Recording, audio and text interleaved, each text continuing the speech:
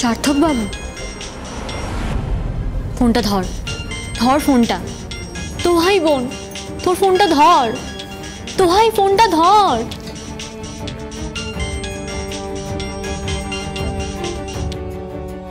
Hello, phone করেছেন কেন? আমি সার্থকের বাবা আদিত্যরাজ মুখার্জি বলছি।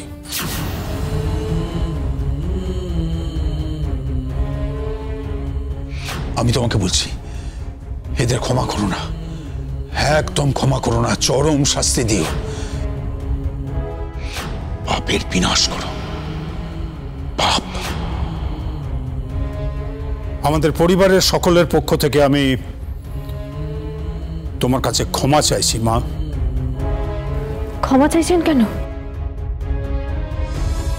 ওরা তোমাদের বাড়িতে গিয়ে তোমাদেরকে অপমান করেছে, তোমাদের গোডাউন জ্বালিয়ে দিয়েছে, এমনকি তোমার বোনের উপর অত্যাচার করেছে, আর ওরা যা যা করেছে সবকিছু আইনের চোখে অপরাধ, 100 অপরাধ। ওদের শাস্তি হওয়া উচিত। অথচ এরপরেও ওরা তোমাকে কে থ্রেট করেছে। আমি তোমাকে বলছি, তুমি আমার কথা শোনো, একটিবার আমার কথা শোনো। সার্থক তোমাকে। 1 মিনিট, আপনি কিন্তু ইনিয়ে বিনিয়ে এমন কোনো কথা বলবেন না যার উত্তরে আমি যা বলবো সেটা আপনার সম্মানে লাগবে।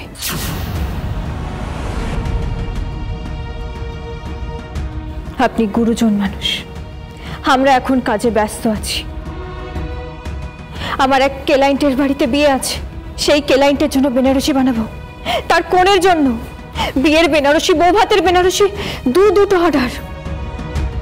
তবে হ্যাঁ, এই প্রথম 2টো বেনারসি বানাচ্ছি আমরা, যার জন্য কোনো পয়সা নিচ্ছি না, ফ্রিতে দিচ্ছি। বুঝতে পেরেছেন?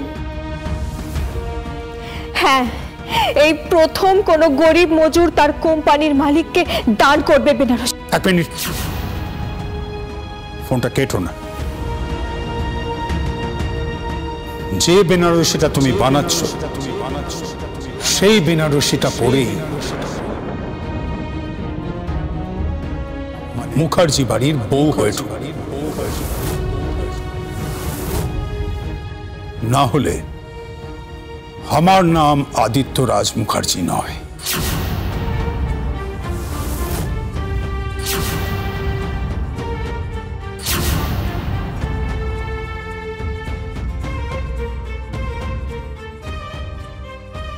যে বেনারসিটা তুমি বানাচ্ছ সেই বেনারসিটা পরেই মুখার্জি বাড়ির বউ হয়ে ঢুকবে।